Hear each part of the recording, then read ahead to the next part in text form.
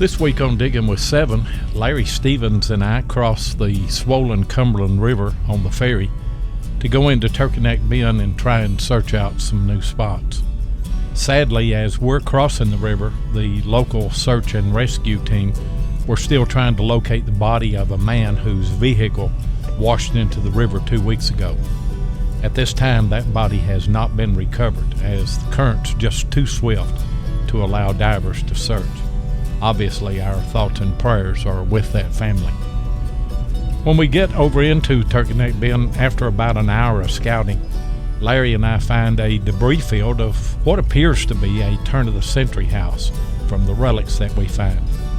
But I also find a very interesting piece that I had to ID after the hunt, but it's one that made for a pretty nice history clip.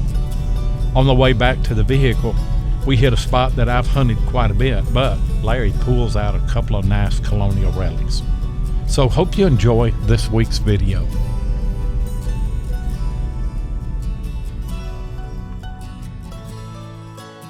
Me and Larry are scouting a little bit, and here's my first find. It sounded pretty good. It is part of a suspender clip that's been broken. Hard to tell what the design is, but that's a good find. Good start. Everything seems to be concentrated right in this little spot right here. And I've got an iron buckle here, probably off of a piece of horse tack.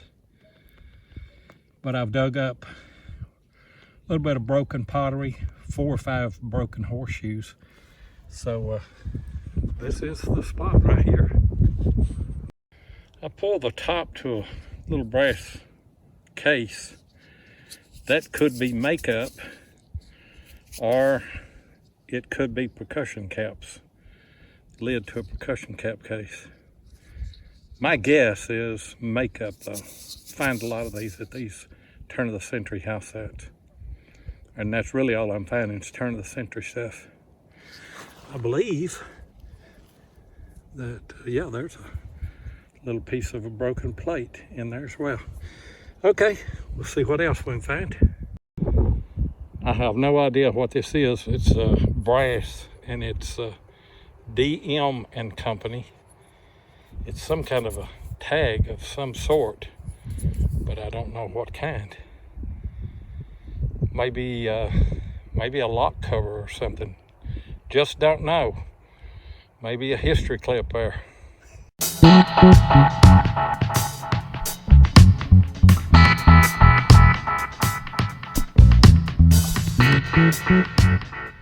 It turns out that this keyhole cover was for a Davenport Mallory smokehouse padlock.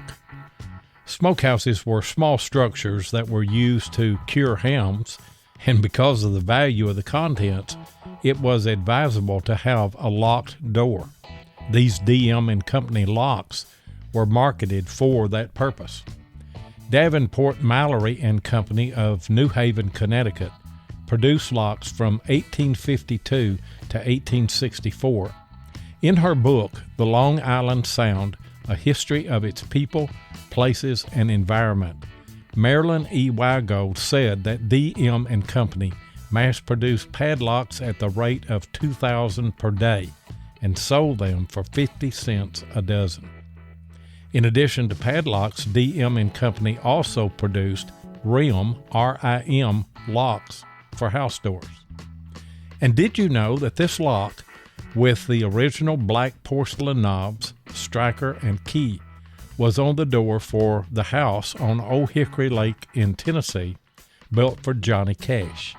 It is marked DM and Company, New Haven, Connecticut, patented May 5th, 1863 and June 7th, 1864. This lock was on the door on the lower floor and was used as the entrance door from the carport where Cash parked his cars. Boy, this has been a sweet little spot right here. I've got a very small suspender clip. It's broke right there at the bottom, but I like that. I love suspender clips.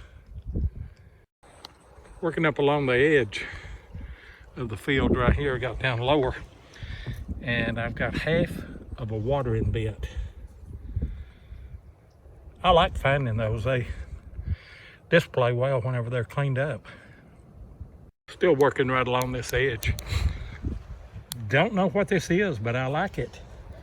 I think it's probably part of a foot off of a stove, or that'd be my guess. Another piece would have come down just like this over here. I like it. At another spot from where we were, and there's a piece of iron got me in that hole right there. Check this out right here. Wouldn't you love it whenever that happens? Still stuck in the clod right there. Let's see what it looks like.